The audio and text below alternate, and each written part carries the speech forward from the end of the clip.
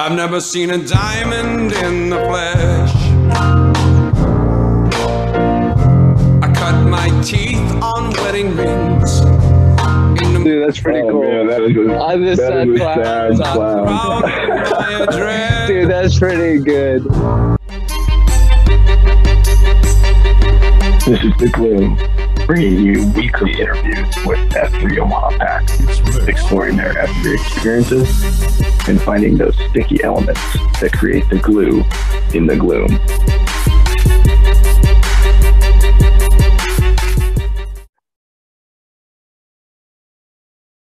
All right, here we are. This is the Monday of our F3 Omaha 5-year anniversary. We've got a really special guest with us to have a conversation, hopefully just to share some insights about the history of our region, but also just to share some insights from a really smart and wise man. He actually turned 50 in the course of the F3 Omaha reign or region here. So wait time, man, we're really glad to have a chance to talk with you. And man, it's the 5-year anniversary week. What tell us some of the things you're excited about for this week?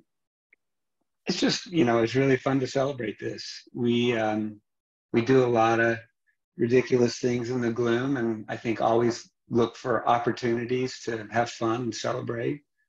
And anniversary week is when we really kind of turn up the volume on our desire to get together and celebrate. And F3 is all about the fellowship of what we do in the gloom and outside of the gloom. And I think if there's one part of this week that I look most forward to, it's all the things that we do from the second F standpoint of how we get together and really strengthen the glue that holds all the packs together.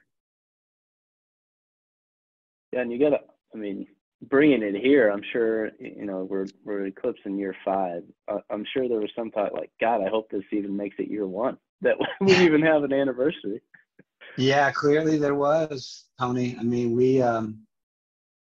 I found out around Christmas of 2017. So, F3 Nation at that time was doing what they called LEAP expansion, where they would go out into a region of the country and really help and support bringing that region up. And at that time, there was really no place close to Omaha that had F3.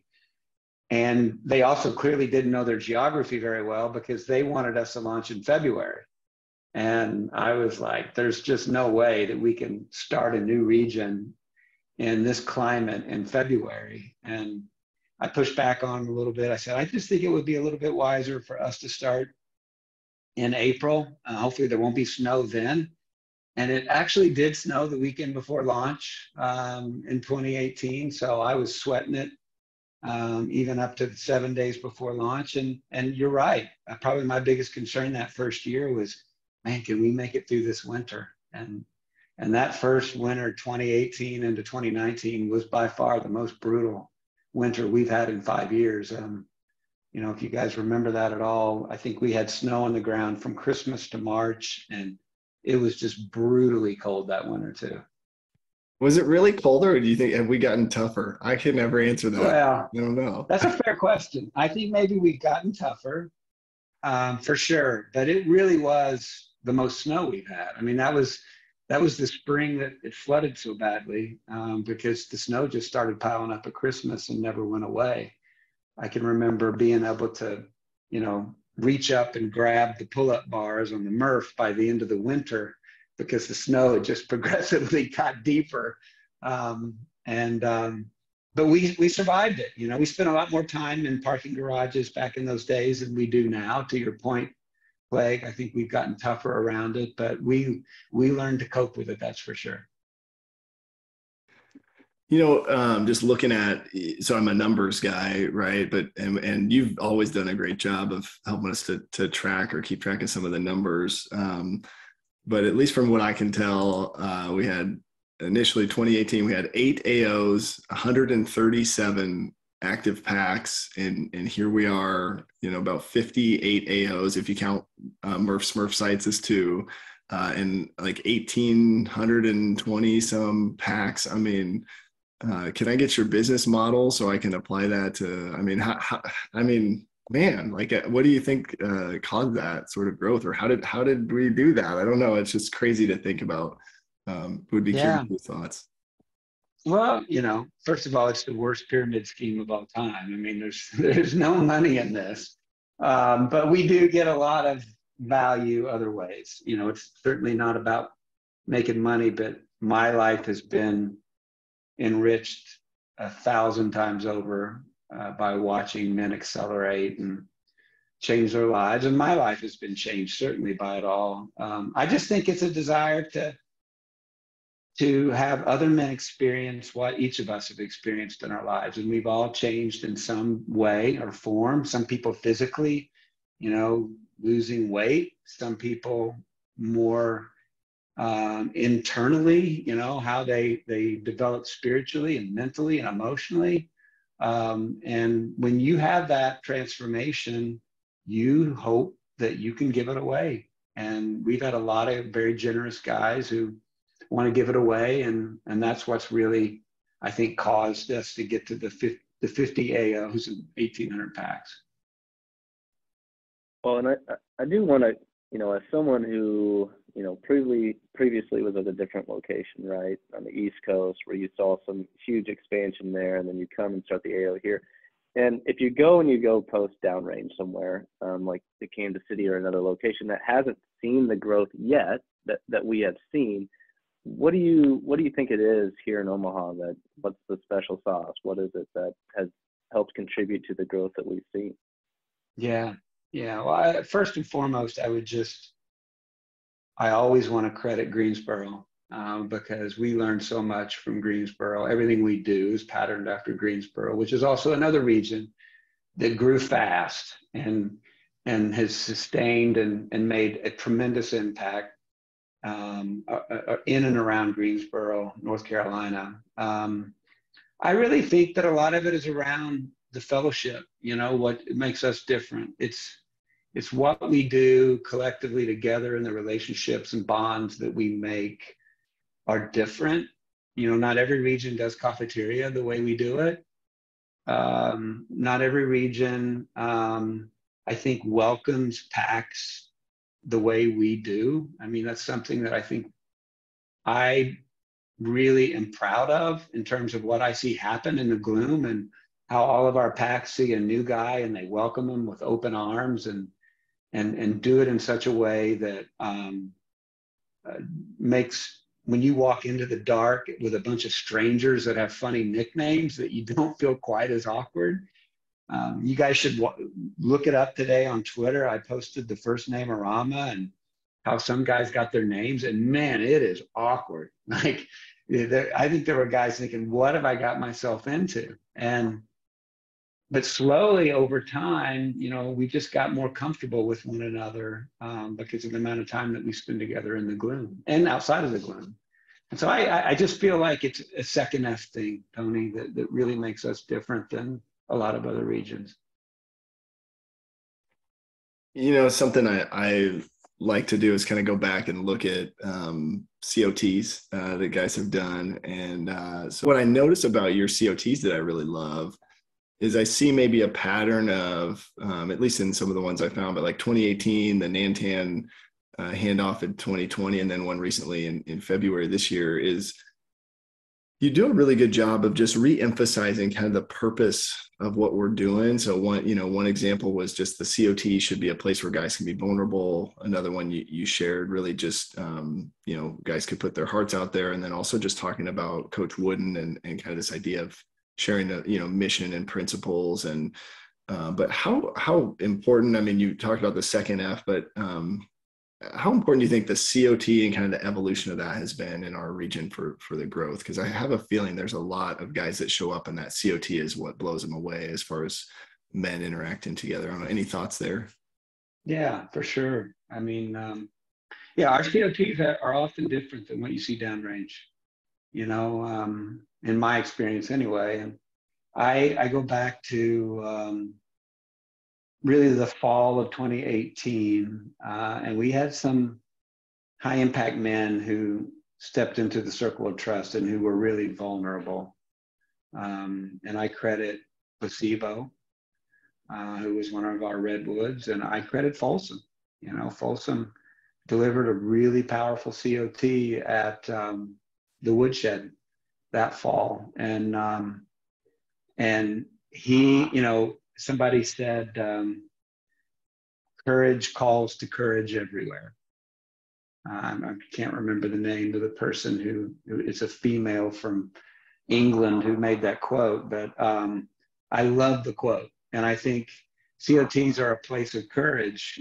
Courage calls to courage everywhere. When you see one guy step in and be courageous and be vulnerable, it calls to others to do the same. And as much as I like somebody who reads some really smart excerpt from a book or, brings wisdom from someplace else, the COTs I remember the most are the ones that come from a guy's heart.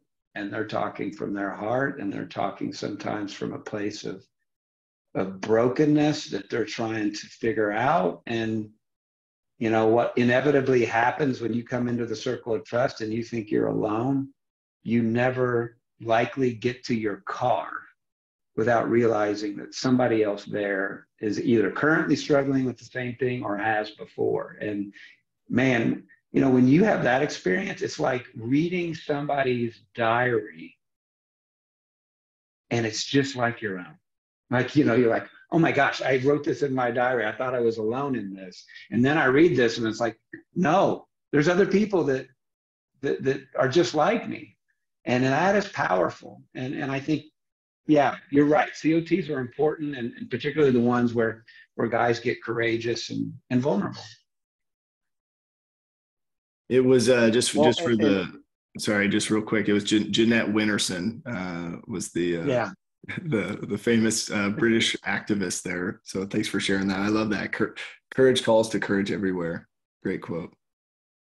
Yeah, I guess, my follow-up there with wait time is, how do you encourage that? How do you encourage the guys to do that?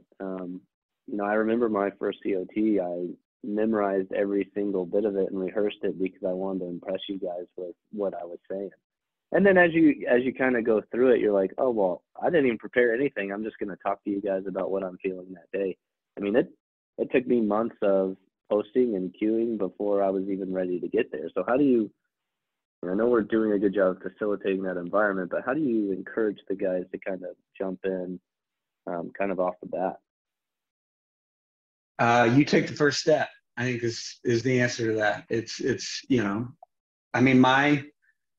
I remember the COT I had to deliver 3 months into F3 starting in 2018 when I'd lost my job at the med center, and I absolutely dreaded that COT. I did not want to deliver that COT. And a number of guys that were in F3 were all associated with the med center. They all knew it. But for me to have to speak it out loud in a COT, like I was dreading that moment. And yet people embraced me and put their arms around me. And, lo and behold, in 5 years, I'm going through it a second time. And it's no easier this time than it was the first time. But when you do that, it allows other guys to wrap their arms around you and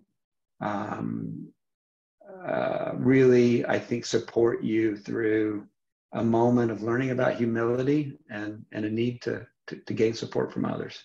So I think it's about starting, like if you do it, Pony, you'll encourage others to do it. It's not really something that you can go out and tell someone to do unless you demonstrate it first. That's my take on it. Yeah, I love that. And especially because you did the same for me, and I'm sure you've done the same for many other guys, but I think it's, each guy has to get to a place where they're willing to share what they're going through. And then when they do, we got to meet them with love, which I think is the culture we've created for sure. Wait time, we've got a lot of guys this week. We're really trying to get guys engaged in reading Freed to Lead. So just want to get your thoughts, on just that book as a whole. I don't know if you remember maybe the first time you read it, maybe the pieces that that you identified with, or some of the things that you would hope somebody reading it for the first time would really pay attention to? Yeah.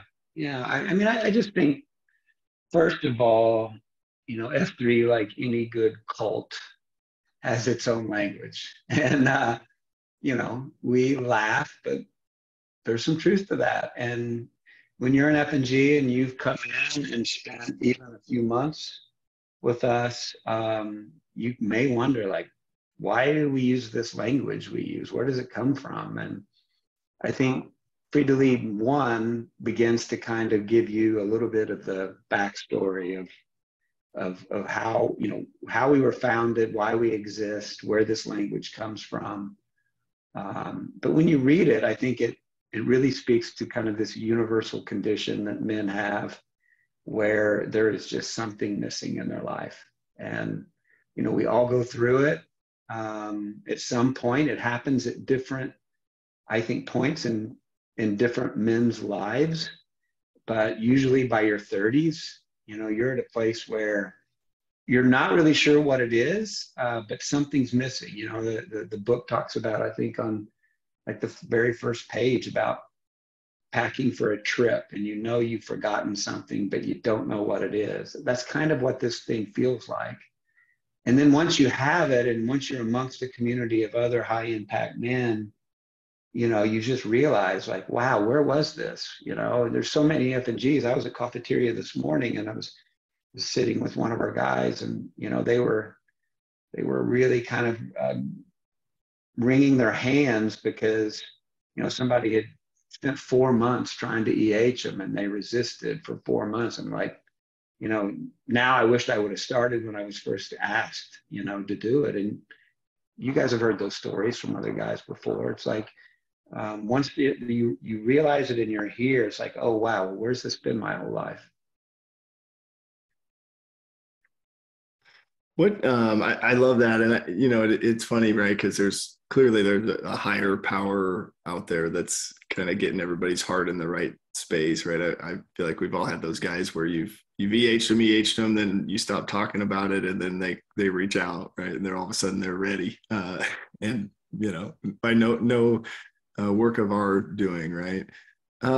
Curious your thoughts. There are some terms that maybe we use more frequently than others, and so this idea of like a sad clown, curious just your, how do you see that, or how has that evolved for you over time? Because I guess, to clarify my question, one of the things that has at least been untrue for me is, like, sad clown syndrome is like something I'm aware of in myself, but it's not something that I've been able to completely get rid of per se, right? There are still some bad days where sad clown plague comes out, but what's been your experience with sad clown syndrome? Yeah, I mean, you're right.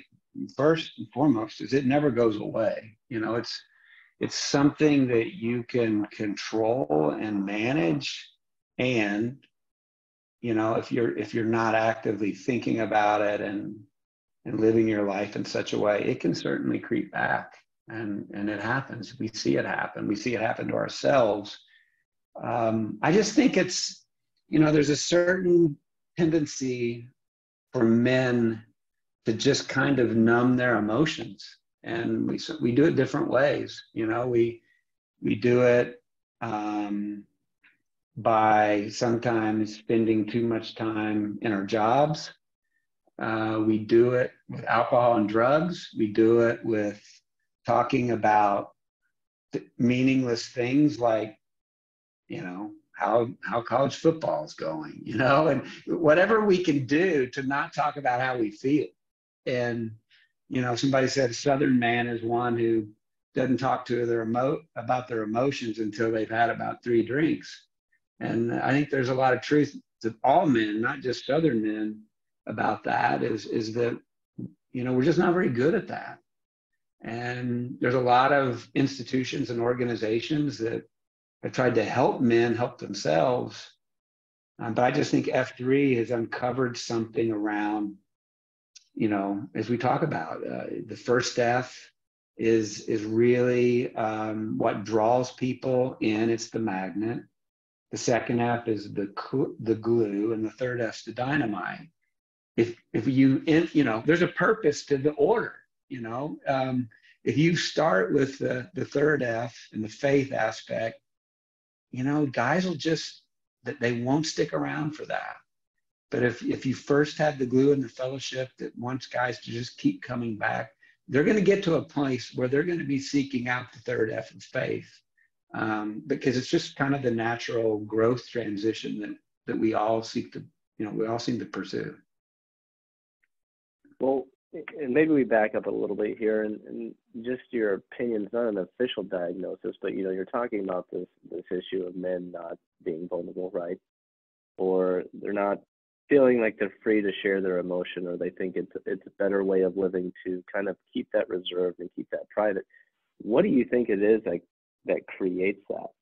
And maybe you can speak from personal experience or your own prognosis here on what you think the underlying problem is. That's a really good question, boy. If you can really get at that, you're going to do something. You know, some of it is just comfort. You know, like we all want to be comfortable, and you know, the old Pink Floyd song "Comfortably Numb." There's something about just the desire for kind of staying in this zone, this comfort zone that we all want to control, and there's this scary fear or belief that, man, if I talk about this, if I reveal this fear, this whatever this is to somebody else, it's going to be really uncomfortable. I just said it a few minutes ago. When I lost my job, I didn't want to go into the circle of trust because it was really uncomfortable to talk about it in front of my peers and to get emotional about it. And so I think it's all of, you know, our desires to kind of stay in that very nice little cocoon of comfort, that drives men to just isolate themselves and become a sad clown. You know, if you haven't read the book, the sad clown reference is to The Sopranos and Tony Soprano sitting on the couch of his therapist and saying, you know, I paint this clown face on that makes me look like I'm smiling and happy on the outside, but inside I'm crying and I'm very emotional. And a lot of men spend a lot of time putting that mask on. Yeah, what I love too about the F3 sort of model, right, is in order to help that guy and to help each other, right, because we are all that guy, but in order to help each other, that's where the proximity comes in, right? And then I think for men in particular, what I've learned is there just is something about doing something difficult next to another guy that helps to, you know, tear some of those walls down. And it takes longer for different guys, but I think it's that, you know, it's like, well, somehow we're building trust, even though all we're doing is counting push-ups, you know, which is, it's fascinating, you know. Well, there's an instant humility maker in there, right? Like, I think I'm cooler than the plague is, but when I go to a workout and he's smoking me, it's like, okay, well, I've got to take myself down a notch a little bit, right? And I think that's true. Like, you come in with these notions of like, oh, this is kind of, I'm cool, or you've got some bullshit ego about yourself, and then when you come in and you're getting smoked, or you're coming in and you're opening up or hearing other people open up, it really brings you down to a human level. Yeah. I mean, I think there's an element, you know, that we can be relevant to the spectrum of men, because there are men who are very driven from a fitness standpoint. I mean, Plague could go out and run miles and miles and miles around me. And I think, you know, you guys asked what's different about F3 Omaha is I do think there's an element of how much we emphasize picking up the six.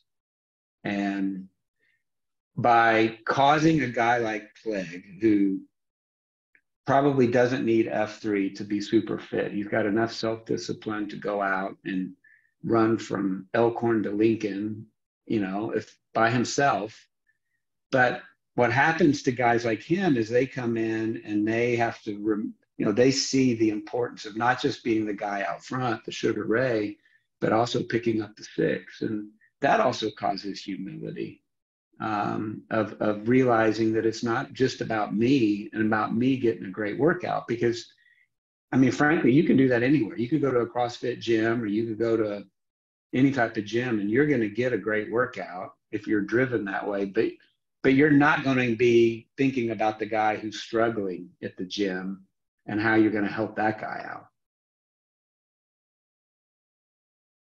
It's so funny. I used to really care about being the fastest and all of that. And then some faster guys joined the group, and then I thought, well, I can't do that anymore, So now, over time, what I noticed for myself is my discipline to work out alone is actually decreased, because what I desire now is to be next to the guys in the gloom, So like, it's interesting how I started out thinking, what I need to do to impress these guys is do it all and, run far and fast and be a certain way. And over time, I realized what I'm craving, that kind of whole, is the relationship, not necessarily all of the fitness metrics that used to be really important to me.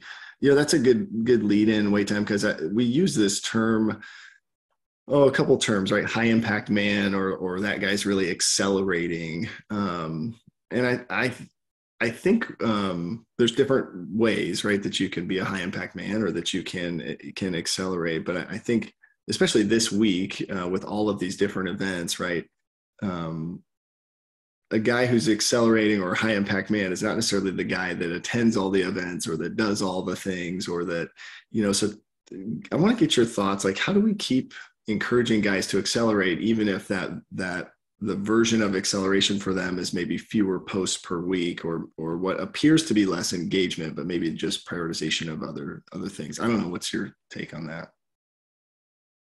Yeah, that's a good question. I mean, I just think, first and foremost, everybody's got to kind of run their own race, and you can be a high impact man in many different ways. And I would discourage anybody from making it about how, your path being based on somebody else's path. Because just you take the three of us, for example, we're in very different places in life. My kids are 26 and 16 and independent, and you guys have little kids, and have to be thoughtful about what your kids' needs are. I have to be thoughtful about what my kids' needs are, and be available and live in such a way that we reflect all the values of F3, not just when we're doing a workout or we're supporting a third F event, but how we live our lives at home. And so you just have to kind of get up every day and try to be better today than you were yesterday, with whatever path you're on and season you're in your life, because what it looks like in your 30s is much different than what it looks like in your 50s, like me. As you're kind of just hitting on age real quick, I did want to get your thoughts on, we have a broad makeup of different ages. I mean, I joined F3 when I was in my 20s. You've kind of eclipsed the respect group now, and are slowly making your way into the respect group. How important do you think that? How important do you think that is? I mean, what does that give us as a group?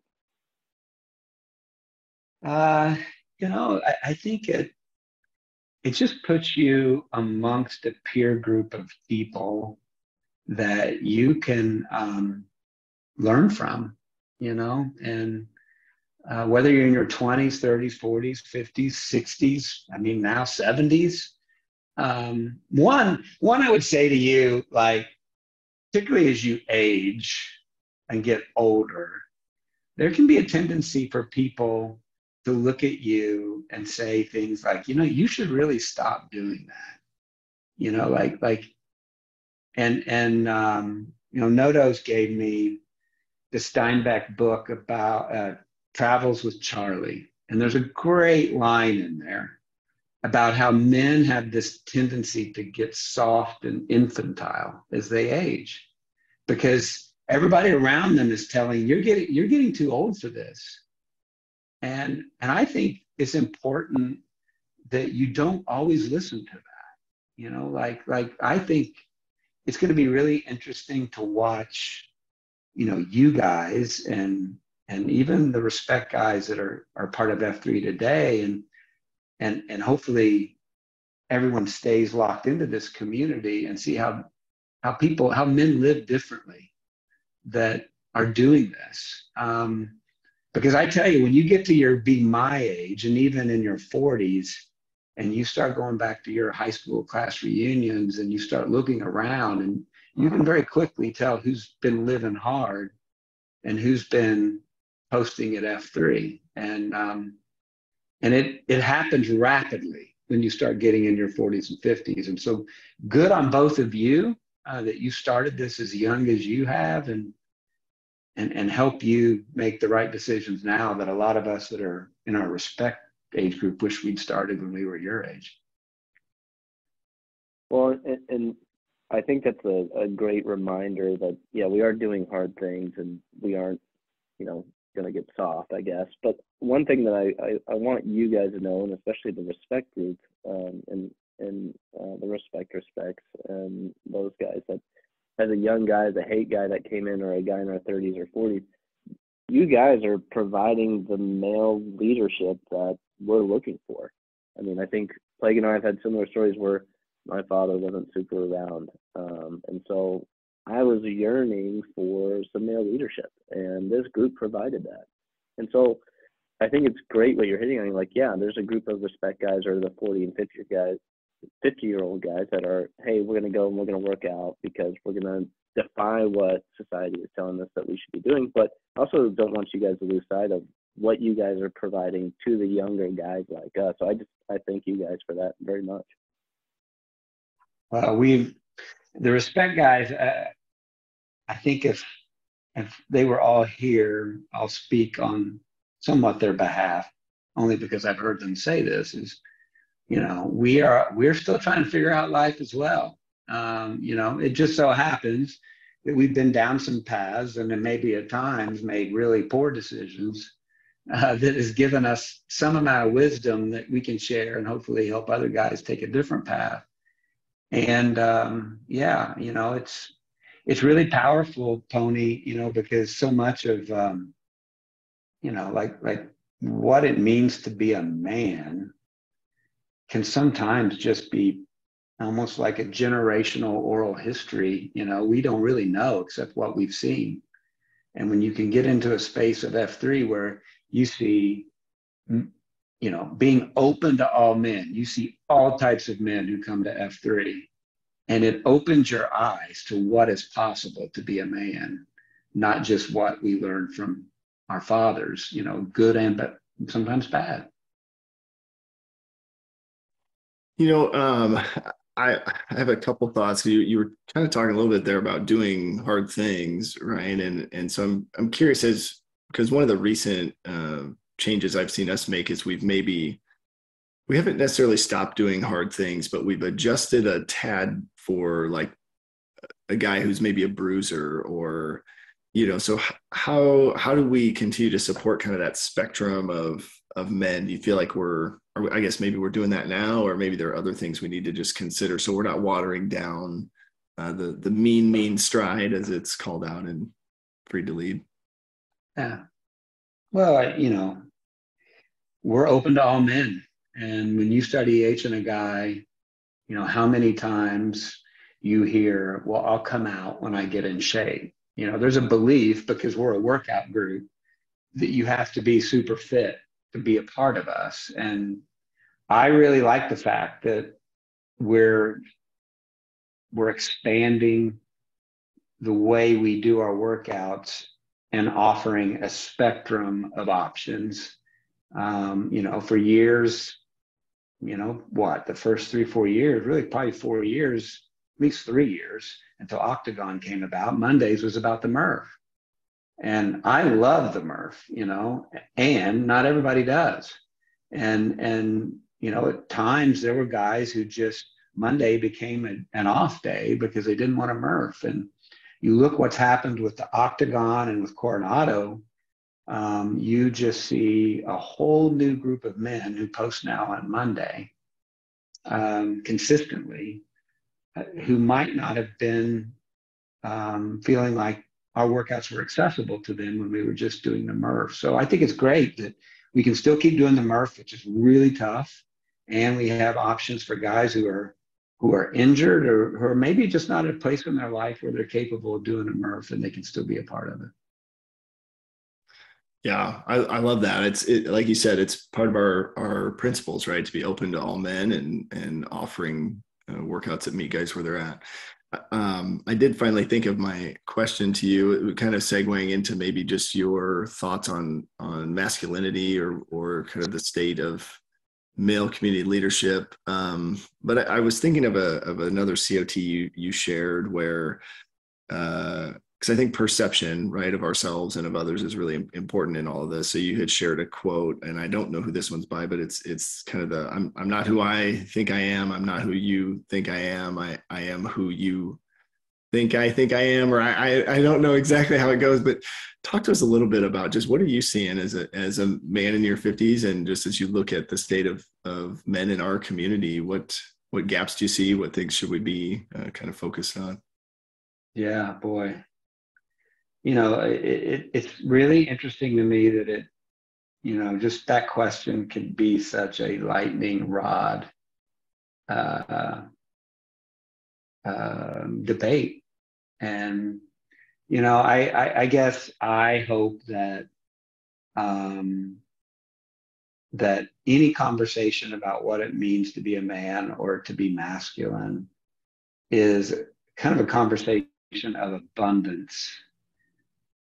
And what I mean by that is that I think at times where people get really critical of what it means to be a man, the reason they do that is because they believe it's at the cost of others, that it's kind of for selfish reasons. The book Iron John, which is a great book. If you haven't read it, I would encourage you to read it. It's dense. It's not an easy read, to be honest. But he writes about men, and he talks about the difference between being a wild man and a savage man, and that there is a nature among men that we want to be a wild man. We want to be somebody who has a certain wildness about us and a bit of adventure and boldness, which I think we should very much embrace. And that's different than being a savage man, where there's a nature of a savage man who it's for selfish reasons that you pursue those things. And I think, we have had a history where there's been plenty of savage men that gave masculinity a bad name. And, I think that you can still appeal to the nature of a man, just as you can appeal to the nature of a woman, and doing it in an abundant way that honors everyone. It would be the way I describe it. Man, that sounds a little bit reminds me of the reacher concept in Free to Lead. That Yes. I was talking with Grills earlier this week, and for some reason it's that reacher concept that distracts me from my concentrica a lot. Right? It's this false illusion that there's some fantasy world where I have no responsibilities. It just couldn't be further from the truth. But man, wait time. Hopefully, I've heard rumors about a future book, so guys should check that out. If Wait Time drops a book, expect the sales to go through the roof. But I do want to get kind of lighten the mood a little bit with maybe some of your fun stories. I don't know if you would share. I think the first time you did the Bridge of Hate, there's maybe some fun stories there. Just to remind guys that amidst all the seriousness and trying to reinvigorate male community leadership, I think there's been a lot of fun that's occurred to build relationships. Yeah, for sure. I mean, we're not doing it right if we're not laughing at ourselves a little bit. And there have been a lot of great moments. If you have a chance on Twitter, take a look. I posted the first Namorama today, which is maybe one of the most awkward 2.5 minutes in F3 Omaha history. Watching guys feel really uncomfortable about nicknames and being on camera and everything else. It's hilarious. I still watch No Dose do the side eye. I can see it out of the office and I laugh out loud. I think about Bridge of Hate, you know, you mentioned it. You know, we did that first year where we laid on the ground and you actually lift kind of crowd surf guys across a line of men. And, you know, what I remember about that a little bit is we started it and immediately struggled because we'd never done it before. And I was the cue that day and I was almost ready to call Omaha and give up. But the pack rallied and said, no, you know, we're going to get this right. And I think it was Selleck or somebody said, you know, we got to form a zipper and we got to kind of overlap ourselves and then we can lift the guys and get them by.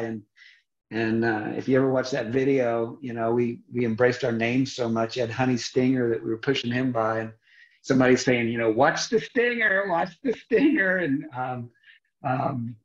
it's just, you know, doing those types of things in the morning, whether it be playing April Fool's jokes, which we know Mufasa and Gator are quite known for today. Our man Ponzi was years before that. They seem, you know, Mufasa and Gator seem to be carrying the torch a little bit there with these new personas and everything else. You know, you just got to have fun in the Glen. And I have so many stories I could share. Gosh, that's probably a whole nother podcast. We are still looking for the. Appreciate. We're looking for the roster info for new packs by the name of Virginia Slim. I think, I don't know. Yeah, he showed up and we got an email, but no phone number for. That's man, I tell you, yeah, and a pack of cigarettes to go too when he was there. It's fabulous. Well, you know, we're here on 5 years. I want to get your take on, you know, some of your proudest things. What are you most proud of, you know, the group as a whole? What you've seen in terms of growth, you know, maybe your own personal development. What do we see? Yeah, you know, I think a couple of things I'm proud of. You know, the best decision I made in 5 years was when I saw the next Nantan in Tater Tot. And, you know, that guy doesn't get enough credit. You know, I was the dancing idiot at that music festival, and Tater Tot became the owner and organizer of the festival. There's a difference. The scale at which Tater Tot operates and the enthusiasm and the values that he exhibits in doing it with such,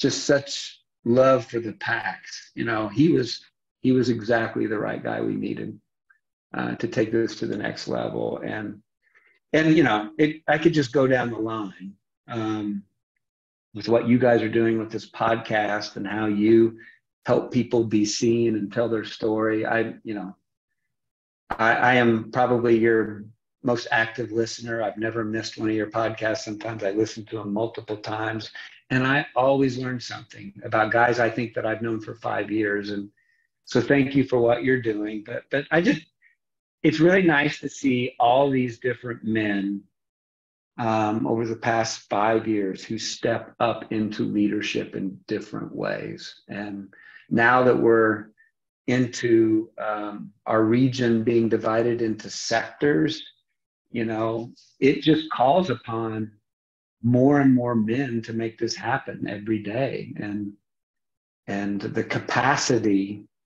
that each man has to have in his life to lead an F3, to coach his kids in sports, to make the M the center of his life. You know, I don't take that lightly. And, you know, guys, you guys and Tater Tot and many others who've led, you know, devote countless hours to making this all happen. And, you know, it looks effortless, but it also consumes an incredible amount of time. So I say all that is just some amount of just gratitude more than what I'm proud of, Tony, and gratitude of seeing what guys have done to make this thing like a living, breathing organism. I love that. I really do. I guess then a follow-up to that would be, as we're going into our next 5, 10, however many years this thing can keep surviving as a living organism, what is, one or a couple of things that you just feel like it's imperative that we keep in mind as an organization, or a call to action, if you will? Yeah. Well, I think one is other regions that are a little bit older than ours will tell you that kind of year 4 or 5, sometimes there can be a bit of a slumber that hits a region. You lose guys because they've cycled through all the levels of leadership, at least in their mind, and they think, okay, now what? There's not really anything for me to step into. And we've seen that in Omaha. So after a guy becomes a site Q and steps away from it, they still want to find a way to engage. And so I think the possibilities are endless for F3 Omaha, as we've seen over the last 5 years. And I think it's important that we maintain our culture, that no matter how big we get, if we become 100 AOs, that we still have that welcoming spirit and that culture that we're known for. And by doing so, we ensure that the guys still feel there's a place for them to lead, and there's a place for them, and that they just don't move on to something else because they kind of think, well, I've been there and done that. For us to keep this thing going and breathing, it's going to take everybody, and that means guys that were site Qs 4 years ago, or guys that are taking a shovel pass tomorrow, like Kobasa. Man, I love that. And maybe we should do a regular, reflections with wait time episode, because you have a lot of great insight and a lot of good stories. I am curious, just for this week, we may have some listeners that are looking to get, maybe their autographed copy of Free to Lead, signed by the OG wait time Nantan. Where are you going to be this week? Any second half events? I know you're leading at the Woodshed on Friday, but where can we find you? Yeah, I think I'm leading on the Woodshed Friday. That'll be fun. Tater Tot and I are going to have a little fun there. Thursday, I may be helping out a little bit. We're kind of tag teaming the maze on Thursday. Thursday night, I think I'm going to try to get to the old horse track, which was our evening AO for about a year and 4 months. At Stinson Park, a little workout, then happy hour, which is a lot of fun. TC and Cyclone are going to be, I think Waffle House going to be involved there. And tomorrow's both a shovel pass at the Trident. I'm feeling a little pulled because I want to support some of our redwoods. Tonight's show will be at Cornhusker, but I also may consider trying to get to that Trident shovel pass because that'll be a special day as well. So a lot of great things. And as you said, I would look for the lunches and look for those happy hours because the second half is where it's all at. Yeah. Awesome. Any other thoughts as we're thinking about 5 year, anything, if you want guys to take away one thing from this week, could you nail it down to one, or?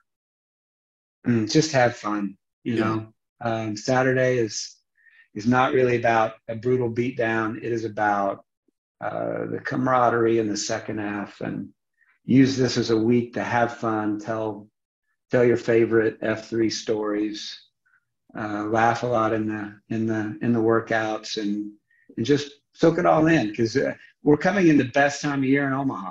Spring and summer in Omaha, this is where it really gets fun. Hopefully we're going to begin to be putting away our winter gear, although it seems like this week it might. We're going to have all 4 seasons, I think, this week alone. So just enjoy it. I that's what I want everybody to do. Awesome. Well, I love that, and definitely look forward to seeing you out there in the gloom. Let's do a little name-orama. Sound good? Sure. Yep. All right. Brandon Flearty, 37, The Plague. The Plague. I'm John Whitworth, 31, Pony Express. Pony. Hey. Chad Bruff, 51, wait time. Wait time. Respect, man. That's Respect. nice to hear after your name. Hey, appreciate you, brother. Yeah, thank you so much, both you guys. I really appreciate you doing this podcast. It means a lot to the PAX. Love it. Have a good rest of your week.